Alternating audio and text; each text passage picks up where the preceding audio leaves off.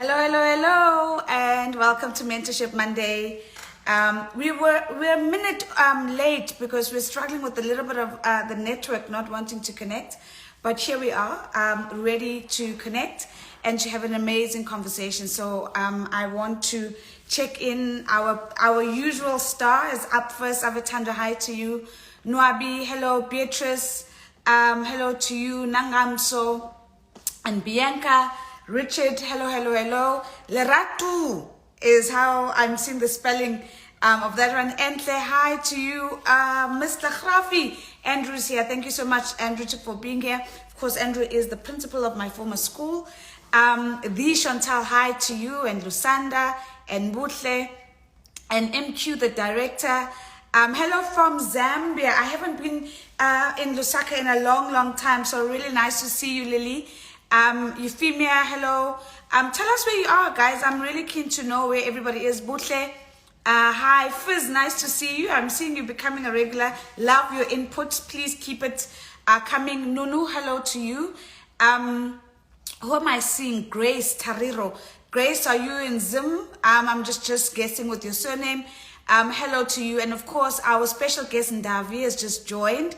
We're going to welcome her on now. Crazy Cabs from Nigeria. Hello to you. So let me just go. I'm from Harta PS Sport. Where is that, Liratu? I'd love to know that. And the other Liratu says, I'm from Hillbro. Ndavi, she's here. How are you? We just lost her. I think she's gonna come back again. I think she just dropped us. Hello from Tuane, that's Joey. Of course, representing Klatse. Hey, doll, like nice to see you again. Vivi, hi, and Bruni.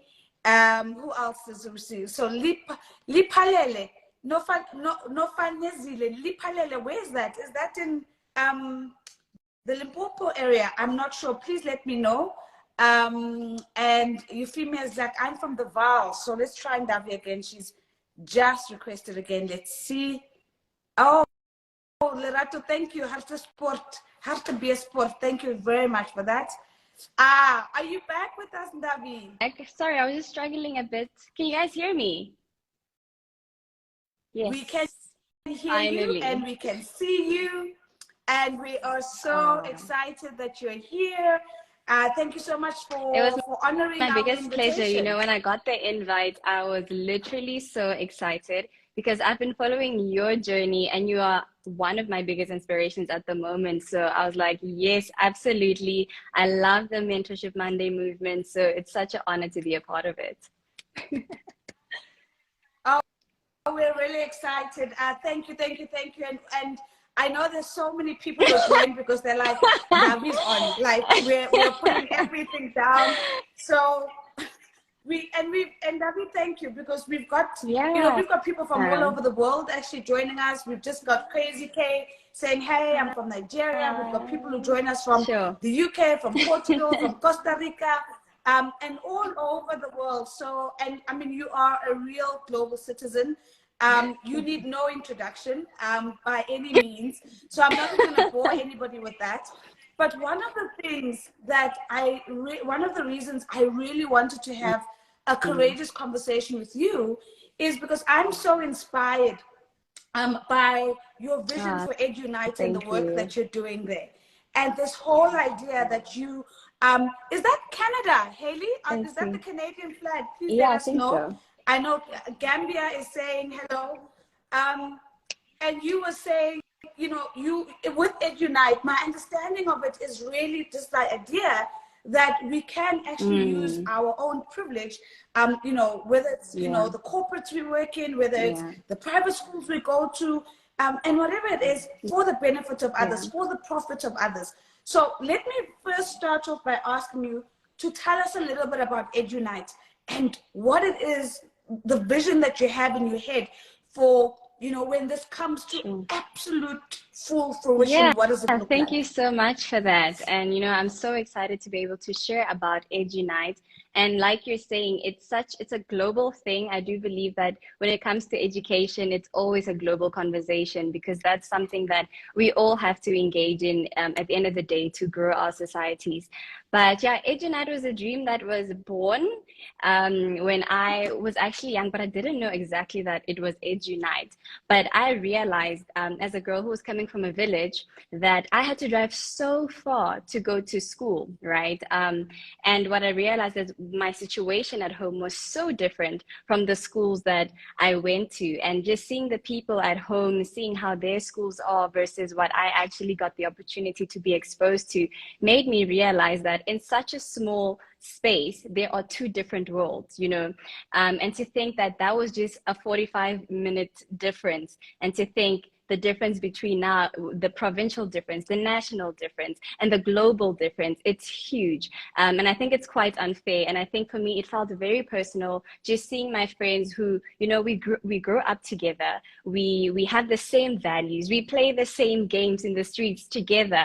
But at the end of the day, because of my education, my story is entirely different to their story today. You know, being able to say I am Miss South Africa, it wasn't just by magic. It is because of the opportunities that were given to me, you know, from a very early and young age. So that's when I birthed EduNight, and the whole goal of EduNight is to, like you said, I love how you put it, using my privilege to honestly bridge that gap, using my networks to bridge that gap, because I realized even before the Miss South Africa platform that I know people who can help.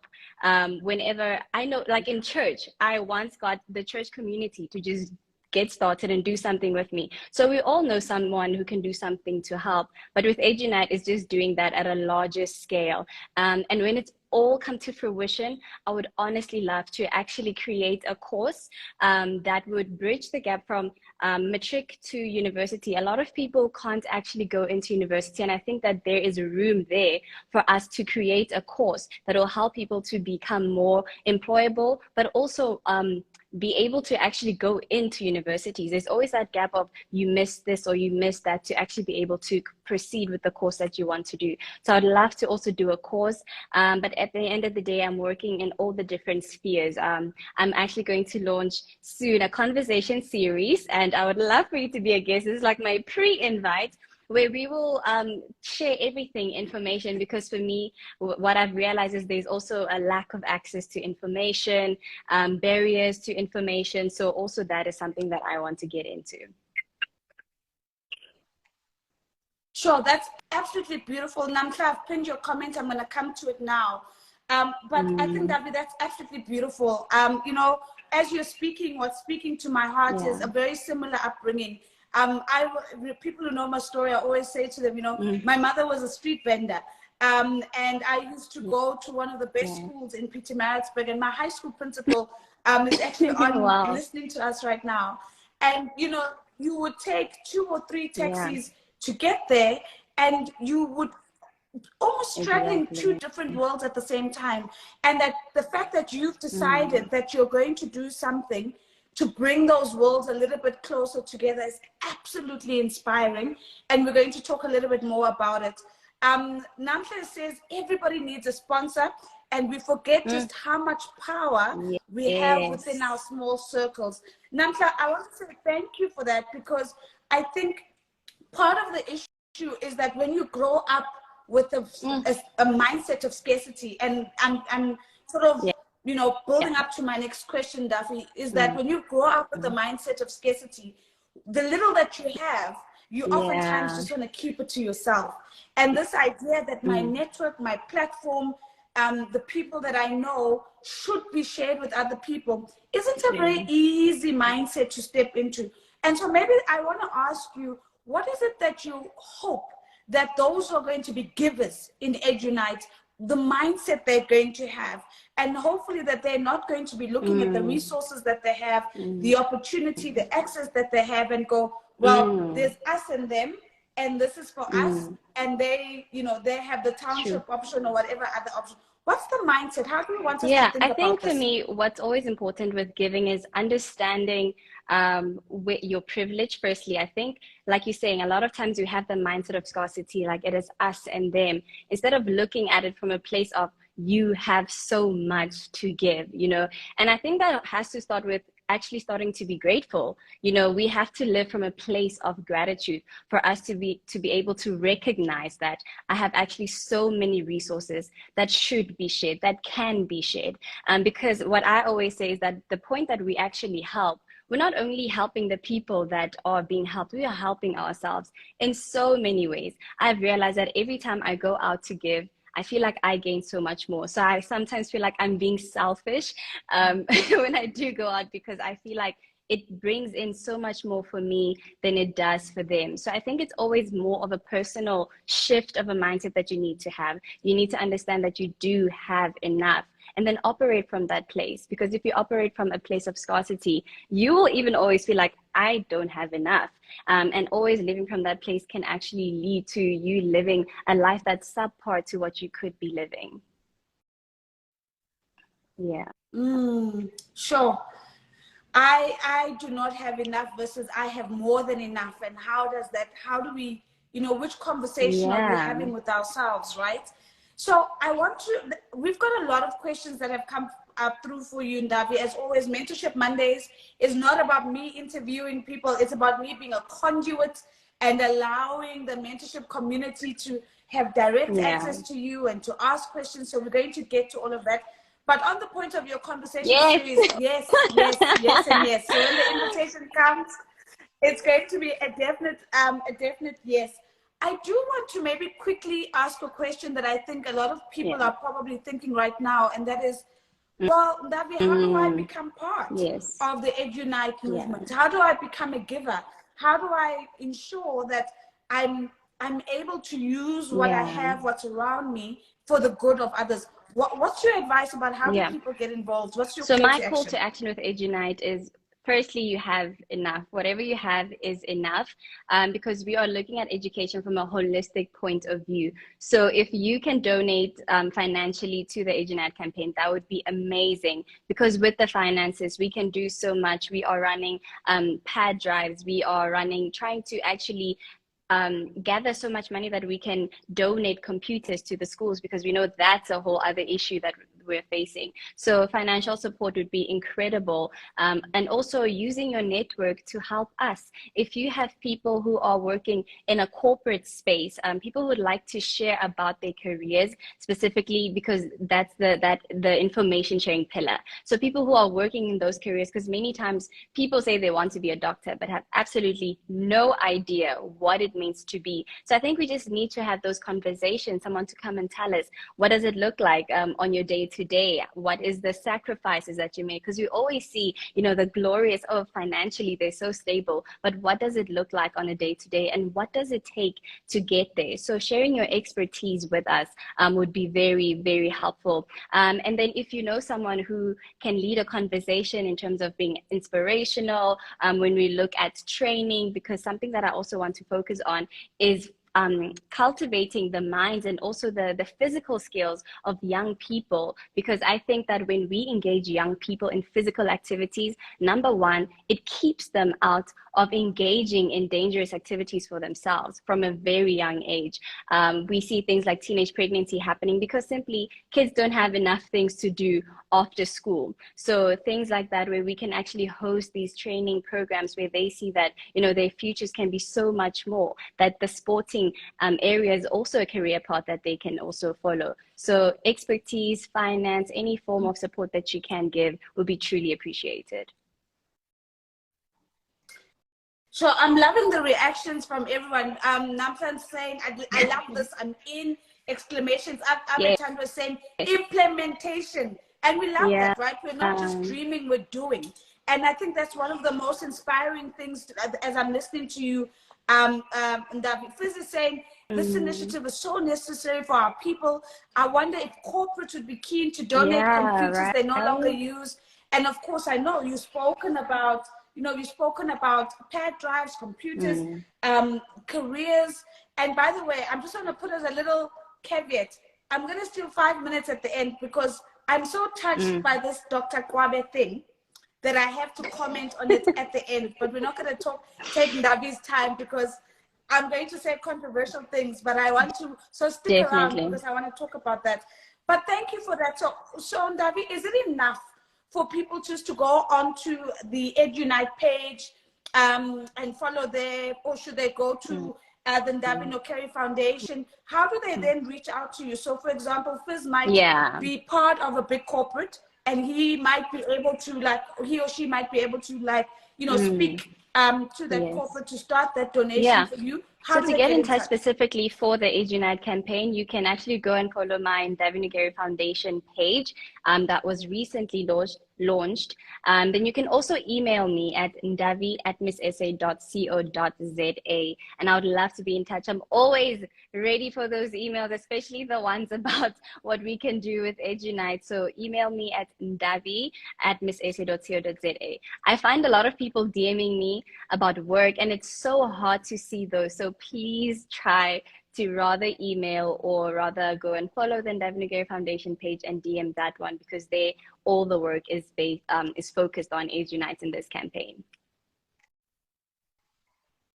Guys, don't say I don't bring nice things. You now have Miss South Africa's email address, courtesy of Mentorship Monday. Please, we're sending the stuff for EduNite. We're not sending other things, but you know, I think everybody's going to be is going to get in touch, because I think that's absolutely amazing that we can get in touch and we can connect. So let's get to some of the questions that the community has sent. And you know, Ndavi, some of it is around this conversation we're having around, you know, privilege for the profit of others. Some of it is more around your journey as our reigning queen, and of course your journey to Miss Universe. So I'm going to try to the best of my ability to, you know, get as many questions through.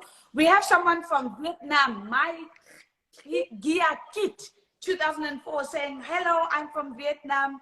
Thank you so much for joining. I don't think we've had someone from Vietnam before. I think it's called the Ndavi effect. I like that. So that's what's happening. Welcome, welcome, welcome. Okay, so there's a beautiful question from Lauren. Lauren sends us questions every single week. Thank you, Lauren. We do appreciate your participation. And Lauren is saying, I absolutely love EduNite, and is asking, how's the journey going so far in terms of really contributing towards reducing the education inequality gap in South Africa? Ndavi, what are some of the challenges that you are encountering along the way? I think you can imagine, with saying reducing the inequality in our country, it's such a big task, and it's not one that can be done over a couple of months or even years or even by one person. So I have faced some challenges, and I think it's been specifically on getting the people to actually join in on the go, because a lot of people will say they want to support, but when it's that final commitment, you know, to say, yes, I'm completely on board, then things take time. So that's been kind of the bottleneck that I have faced with the campaign. But I think for me, what was really huge is to start the conversation series. And so I'm very excited that we're so close to getting that going. And it has taken some time to kick off, but you know, good things take time, and I think it's definitely going to be worth the listen, because you know, conversations have power, and I think I'm on the right platform to say this. You know, the power of conversations. So for me, it has just been getting the financial commitment that has been very difficult, but we did have a lot of investments, and a lot that are potentially going to start specifically for 2023. So yeah, I think that's been the challenging part. Yeah, I think that's great. You know, and I listened to your response to the question, because it then touches all of us, and that to say it's not enough actually to just come on the live and send hearts and so on. At some point, you've got to actually put your money where your mouth is and say, okay, I'm going to donate. And the beautiful thing about donations is that it doesn't have to be a bigger sum, right? It really doesn't. Yes. Right? Yes, absolutely. If we all just give a little bit, it counts, right? And Yeah. you get the volume out of it. So I always say, one of the things that I had the privilege of being part of a group of young women many years ago, who were in conversation with Michelle Obama, and I remember something I'll never forget what she said. She said, remember, when you want to make a change in anything, always do what you can with the little Yes. that you have wherever you are, and that is going to, that is going to contribute towards that Absolutely. change. So I think let's all make sure that even if it's, we go onto the page and make a pledge after today, let's all make sure that Ndavi's dream of EduNite comes alive in the small little donation we can make, but Yes. conversations as well. We're Yeah. excited about your conversation series. We know we believe in conversations here, and we're going to be there supporting you. There's a comment from Abigail that I've pinned. Abigail says the only way to Yes. justify Doing the hard privilege things. is by Ah, doing I the love hard that. things. And then, of course, she quotes Fred Swanica, who, by the way, I'm going to try and get on. But, as we all know, Fred Swanica is an amazing African, Ghanaian born, but really a son of the soil, who really was, I think he was honored with being one of the Times 100 recipients most recently, and Yeah. about a year or two ago. And he spoke about the importance of using your privilege to do the hard things. And Ndavi, you're doing hard things. And so we want to Thank we want to you. celebrate you for that. Lauren, thank you for a great question. I love that so much. Sorry, I just So wanted to add on Ndavi, to what you said about, yes, doing what you can with what you have. Because I so strongly believe in that. There's this quote that, people always want to wait until they have a certain amount to give, but you will never have enough because it's actually a mentality thing. You'll never in your mind say, okay, this is the point where I can now give. So do what you can with what you have on your whether it's a platform, whether it's your time. Someone also said in the comments, if you have your time, then engage and give your time, whatever it is that you have. You know what your best is, so you give that. yeah, Yeah. I absolutely love that. And I think there's a philosophy called the second half life. I can't remember who. It's not. I didn't come up with it, so no credit to me. I just can't remember the original thought leader behind this. But the idea of the second half life is that don't wait for the second half of your life to start giving, because people say, Wow. okay, when I hit 40, or when I have R1,000,000 in the bank, when I have this, Yeah. then only will I give. And oftentimes the reverse of that is that, what if everybody who gave you a chance waited Wow. for the second Wow. half of their Incredible. lives, right? Incredible. And it just reminds me just how many people are responsible for getting all of us where we are. And so Thank you thank so you for much. the reminder of that. Okay, so Anna Lendlovo says, shine.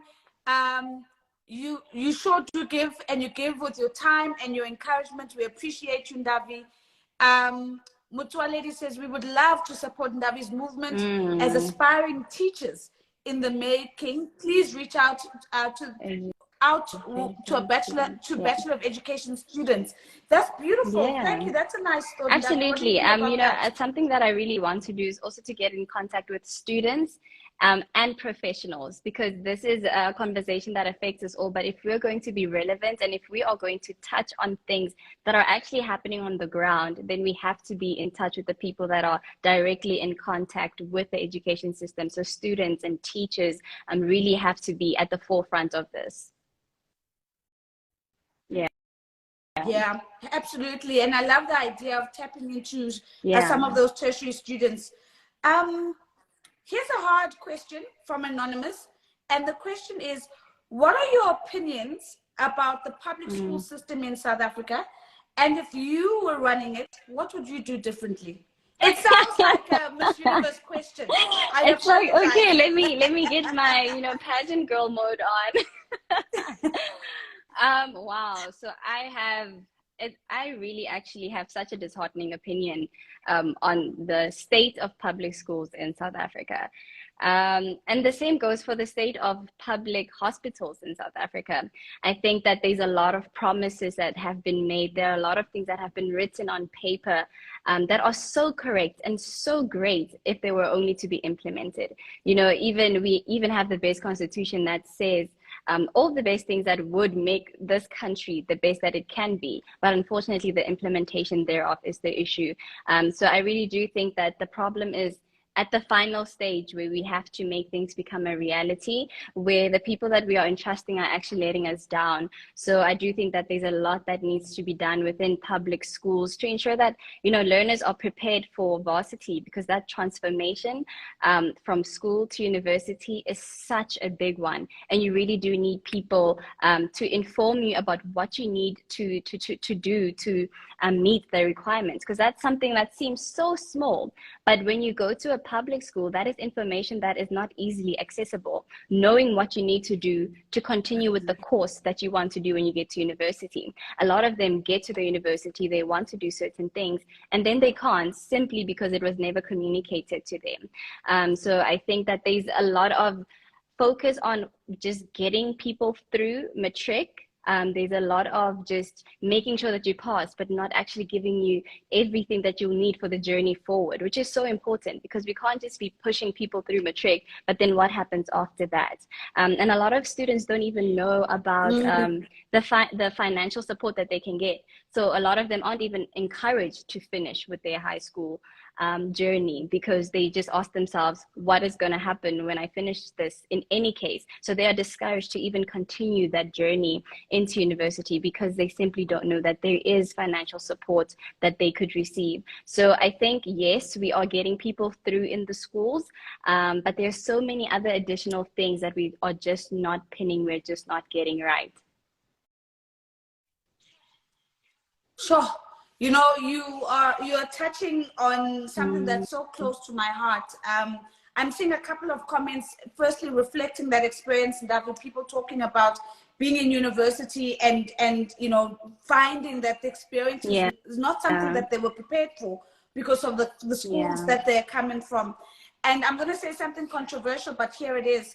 You know, the dissertation I wrote for my first master's degree was all about why poor students actually perform poorly in universities. And a lot of people go, you know, why would you say that? Why would you think poor people perform poorly?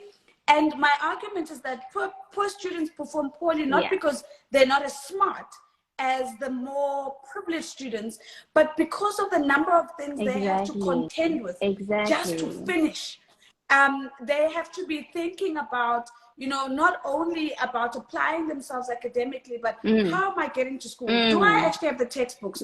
You know, what happens when I'm sick and I don't have medical aid? What happens if somebody at home is sick and there's an expectation that I'm going to stay at home, and so on and so forth? And so all of these socio-economic variables come together, and the net effect is that if you walk in with privilege, you walk out with privilege. And if you walk into the school system poor, you're likely going to be either performing poorly relatively.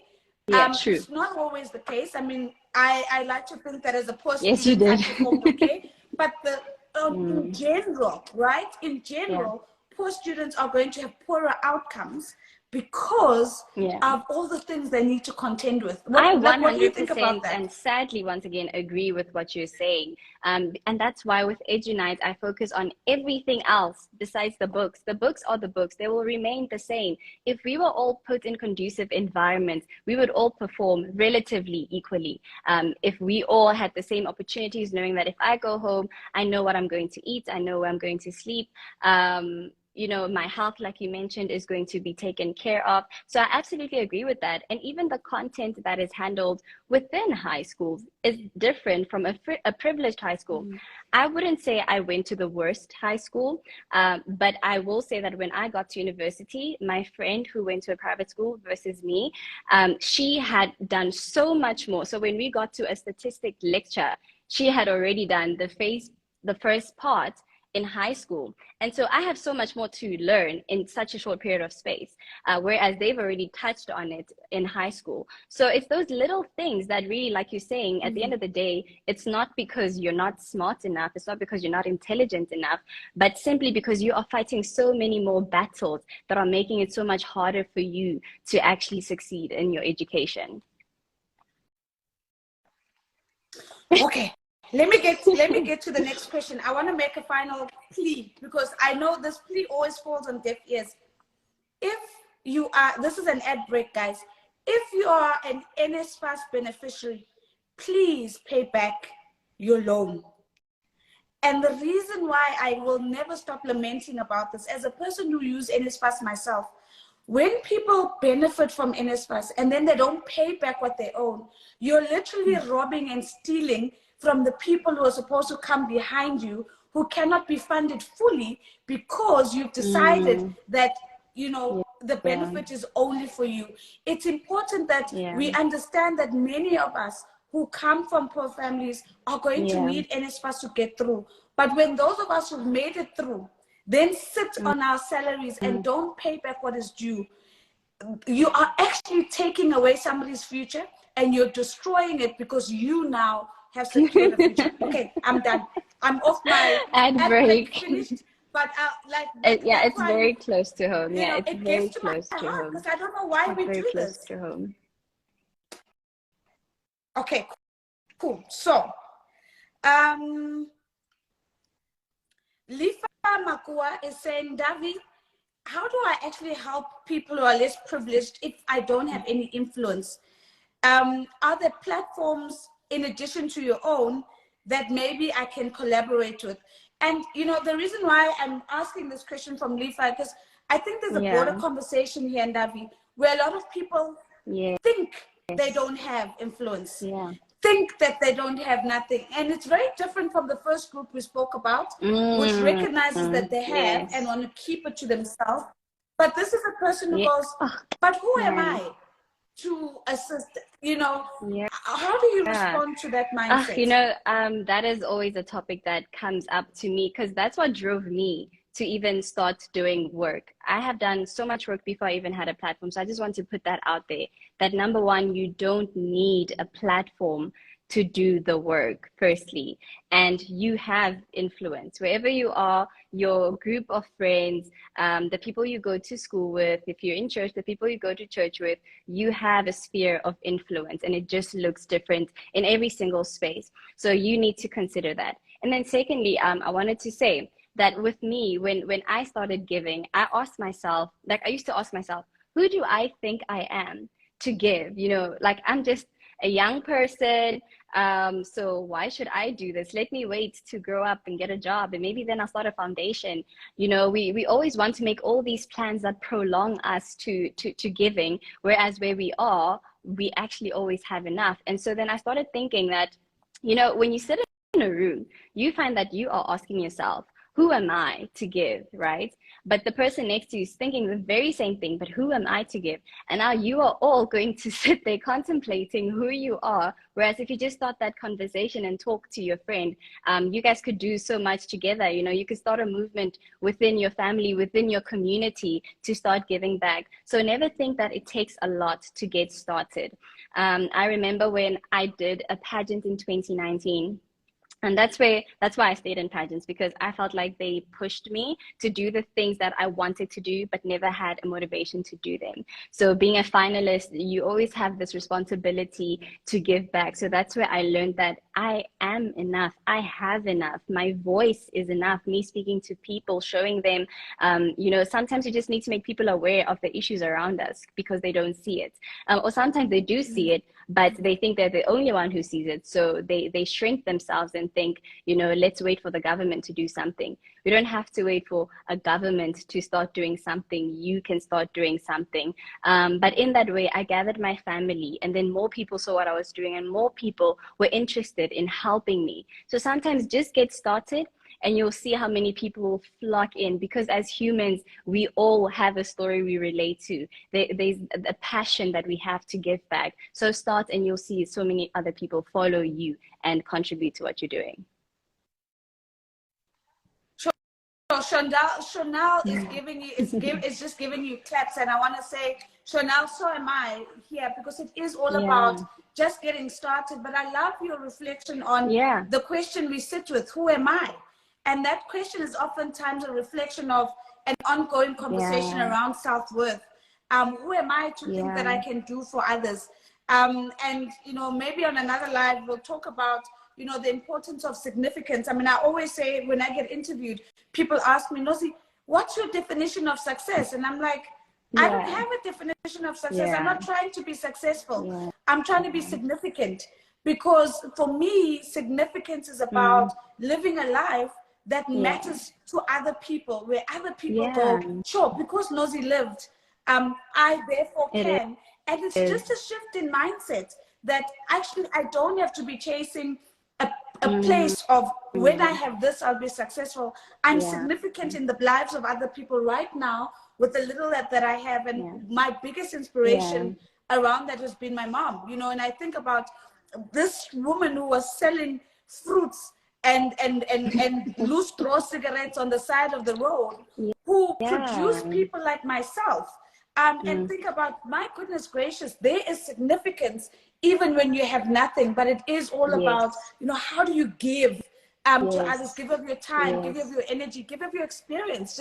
And that's why I'm excited about your conversation series, because I think we oftentimes undervalue how much we learn from the stories we share with each other and the experiences we share with each other. And just to add on to that, I think with me as well, I learned so much from my parents. They didn't have an easy upbringing at all, but they showed me what giving can do to a person, to a community, to their family. So I never think that what I give is too little, because I've seen in them, by giving one person, how there was always a dominoes effect, how in them helping that one person, they were able to go and help so many other people. I can even say in them raising me in the way that they did, I am able to give back to so many other people. And once again, I didn't go to a private school. I didn't have the most luxurious of lives, but because my parents sewed into me the little that they did have, I'm able to go out there and do so much more. So never think that what you're doing is too little.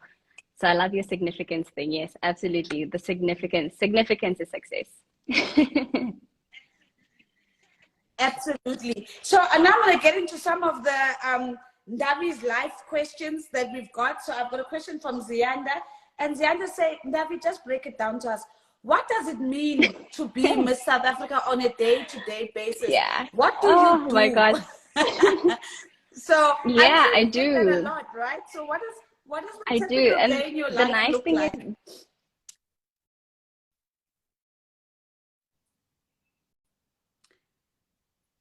I just want to check in. Have I lost Ndavi or am I gone? I think she's just frozen for a second, and we're going to try and get her back. So let's just see. Pisces pieces and you say Pisces, thank you for counting me amongst them.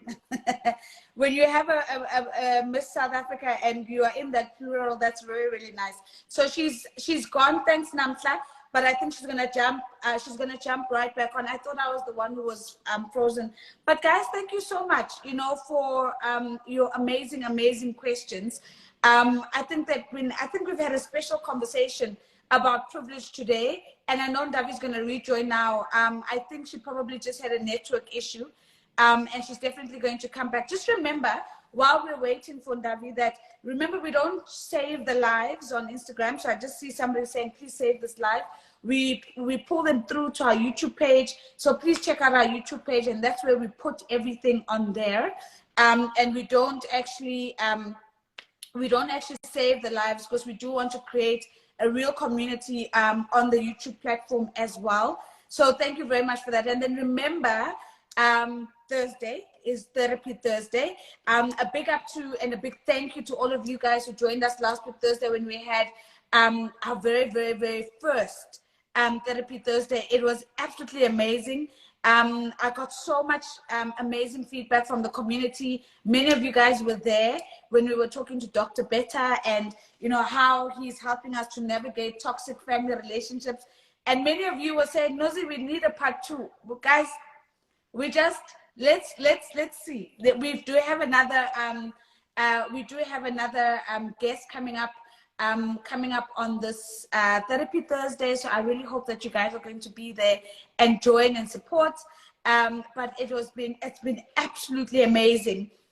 Just getting to the core of some of the issues that if we had access to therapy, if we had access to such conversational spaces, many of us would be taking those conversations there. But here we are. I'm going to just accept Ndavi again. But here we are, you know, disrupting conversational spaces every single day with all of you. So thank you very much for being a part of that. So she's back. She's back. Ndavi, can you hear us? I can. Sorry, I didn't even realize that I was gone for a moment. No worries. So let's pick it up from Zianda's question. Zianda's question was, what does it mean to be Miss South Africa from a day-to-day? What do you actually do? Yeah. What response do you have for Zianda? So I was saying before I got cut out that normally there is no like day-to-day routine. And if I have time, I'll share about what I used to do before I became Miss South Africa and just how the two worlds are entirely different. But being Miss South Africa, your day it's packed, number one.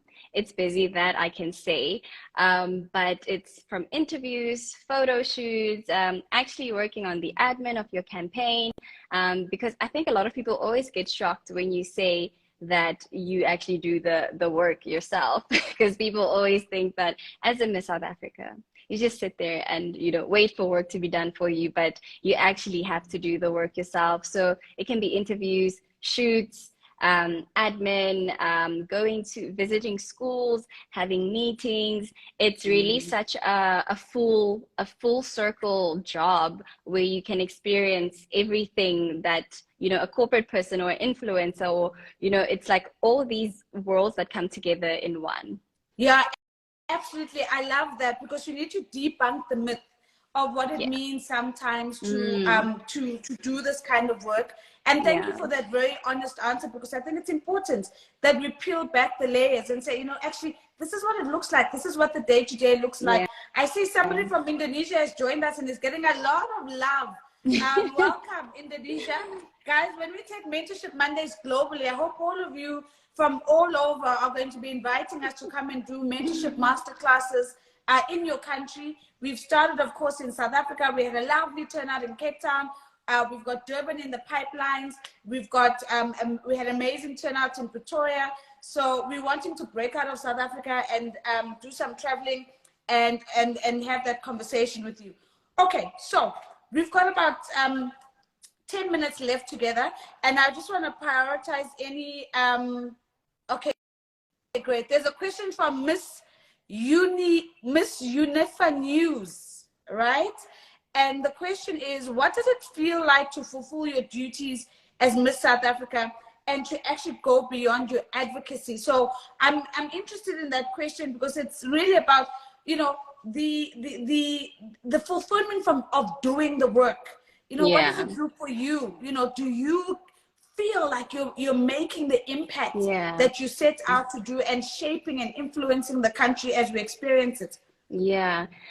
I love that question today specifically, because I was at the office today and I actually went through my entry video.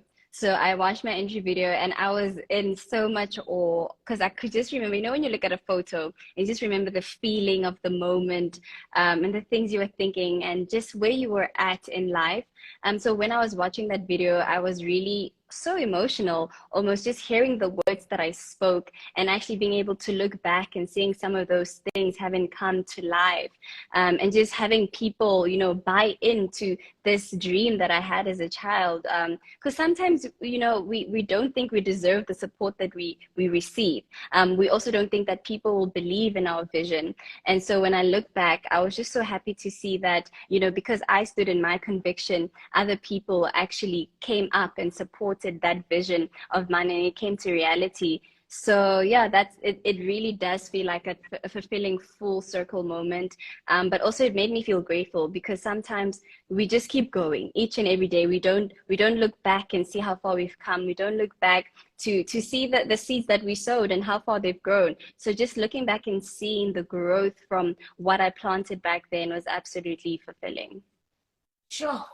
I love your phrase, looking back and seeing how I stood in my conviction. Mm, yeah, That's absolutely beautiful, because I'm sure at the time of stepping into your conviction, it was just faith and hope, yeah. and not necessarily any hard data that says this This is going to be is what's mine, gonna other than just happen. your faith and then your Yeah, hope, and how standing in yeah. your own conviction, you look it back and like, sure, Mm, that was a moment of me believing in myself, and that's really special to hear.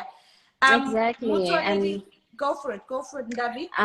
yeah, and I'm going to share the story because I feel like it actually is such a moment to share it.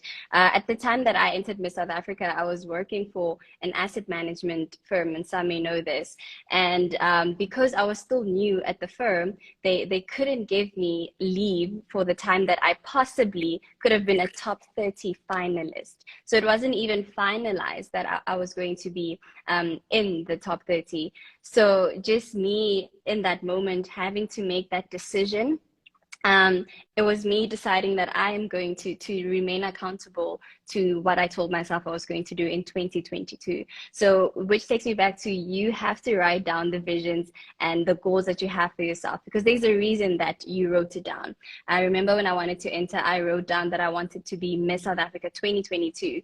And now when the time came for entries, you know, I got a new job, I'm moving to Cape Town, everything just seemed like, you know, life is going to be good. So, you know, good things can sometimes also be a distraction. And I could have easily just said, you know what, this looks good for me. I do sis, let me leave the plans that I had initially. But because I wrote it down, and for me, it felt more than a vision, it felt like a glimpse of my future. And that's why I stood in my conviction Yo, and made that very hard decision with nothing to fall back on. Yeah. that's a beautiful story to tell, because Mm, it just speaks about the power of seeing your future self and not allowing yes. yourself to be distracted by the comforts of the now. Oof, And thank you very much for sharing that, because sometimes yeah. the comfort of the now, you Mm, know, can really, really be distracting. There's a question from Nantla, and other people are asking it as well. And I suppose you get it a lot, Ndavi, which is, are you already thinking about what's next? Because yeah. everyone thinks about, you know, the rain. It's Yeah. valid for a particular period. Yeah. And I'm one. So I want to paraphrase the question a little bit, which is, one, are you already thinking about what's next? And two, is that hard to be present in the moment of the Mm, now and to be serving yeah. fully now, Yeah. whilst at the same time already having to think, how do I make sure that I'm able to transition successfully into the next phase of my life? Yeah, absolutely. I definitely do say it's very hard to balance the two, being present and still thinking about what you're going to do next. But then I also do believe that if you are very intentional about your next, then you can be present in your now, because you know that if you focus on your now, it will lead up to your next. So I think being very intentional about where you're going, so that the actions that you're taking in the moment are leading to that point, will make it easier for you to be present, because you know that if I want to get there, this is what I need to do today. So I think if you're being intentional, it's so much easier. And so, yeah, I would like to go into presenting going forward. I would love for my podcast and YouTube platform to grow. And you can find the YouTube link on the Ndavi Nokeri Foundation. That's something that's also being launched with the conversation series.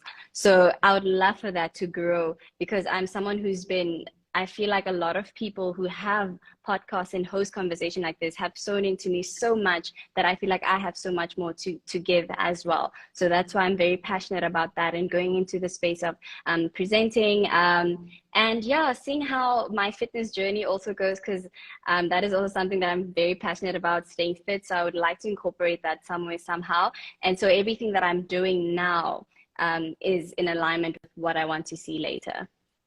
Sure, I love that. So one of the things you said to us is that by being present in your now, it sets you up for your next. Yeah. And so it's so beautiful to hear that it's not a trade-off Mm-mm. that you're having to make, but it's actually, it's conviction again, that what I'm Yes. doing now is important enough and valuable Yes. enough that it will pave the next thing that I need to do. And I think that's really, really amazing. Yeah. So I want to see, there's been a lot of comments. Ronald is asking you to write a book. to audition for Miss World. Oh my There's goodness. a lot of people saying they're going to reach out and connect. I want to give you That's just amazing. an opportunity, if there's anything that you would like to say to this global community, any call to action, anything that you would like to say from the Mentorship Monday community, let me give you the opportunity to do that. And then I'm going to steal 5 minutes before we close. No problem. So I'm going to honor the space and what it is created for, which is really mentorship. And you've heard some of my story and my journey, but this is an advice that I feel has really carried me as someone who had a big dream, you know, coming from a small village, not actually seeing examples of people who come from your background, which is why I always say I'm a Tonga woman. I come from Limpopo. I come from Gabaza. I speak about these things because I don't want someone from Gabaza to look at me and think, oh, Miss South Africa, she was probably born there and raised there and everything, and thinking that, you know, this excludes them. So I always want people to know that no matter where they come from, their dreams are valid and that they should go for them. And another thing to just push you even a little bit further is that wherever you are, if you feel like your dream is too far, just look at the next step. Because if you look at it as a whole mountain or entire staircase, it can feel like it's so far. And that's how I felt at some point, like it was so far. But because I narrowed down my steps and just looked at doing the next right thing and doing the next right thing that would eventually lead me to my dream, I eventually made it. So that would be my advice. If you have a big dream, don't cancel it. Don't invalidate yourself. Don't exclude yourself or disqualify yourself. I actually always say, do not disqualify yourself before you even try out for certain things. Because even at university, how I got into my degree was a whole other story, but I didn't disqualify myself. I kept pushing. So don't disqualify yourself. Take the next right step and do the next right thing, and eventually you'll get there. Don't disqualify yourself. Just take the next step. Ndavi, thank you so much. I'm going to ask you, if you can stay on for my rant. It's literally going to be 2 minutes, and then we're going to say bye to everybody together. So here's my rant, guys. So I've been seeing on TikTok and other platforms, Dr. Kwabe, I think he's from Newcastle. He's the medical doctor.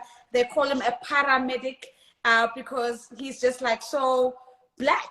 That's what he is. He's black. He looks a lot like the brothers and cousins and, you know, the uncles from the township. He dresses like a township boy. But this is a medical doctor, right? He's got a stethoscope on.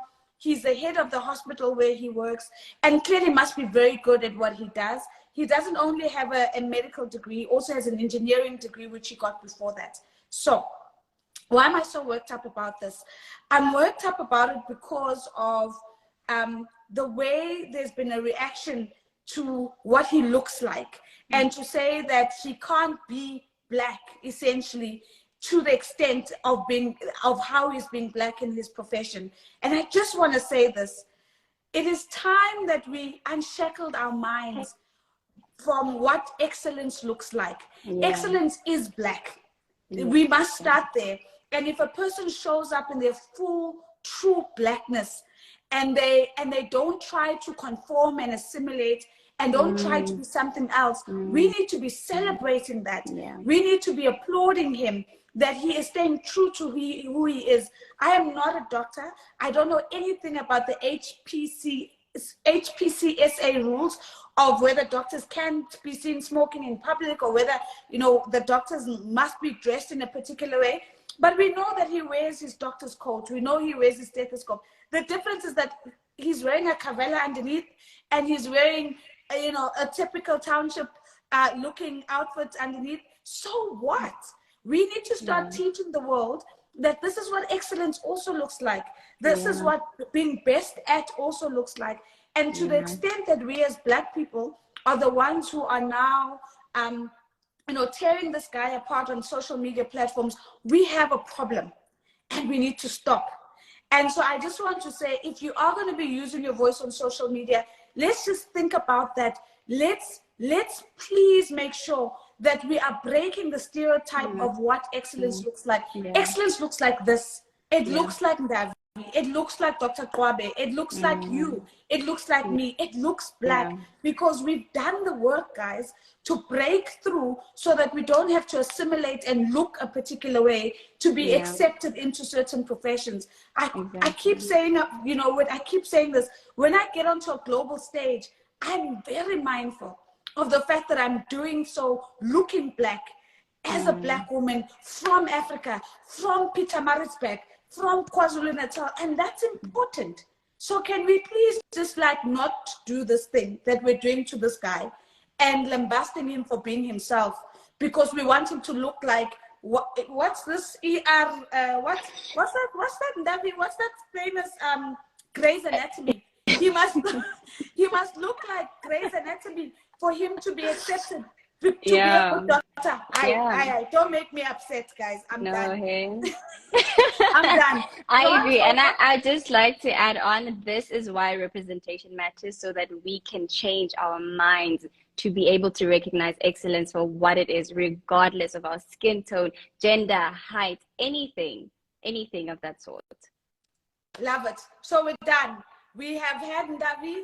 We've had an amazing Mentorship Monday. We've spoken about Dr. Kobe. I can now sleep in peace. And I will see some of you guys on Thursday. Remember, Thursday, 7 p.m., guys. It's not 6, it's 7 p.m. because we just need time for therapy. We need a little bit of time for us for therapy Thursdays. That's why we do it at 7. Remember, check out Ndavi's platforms. The foundation, the conversation series is coming up.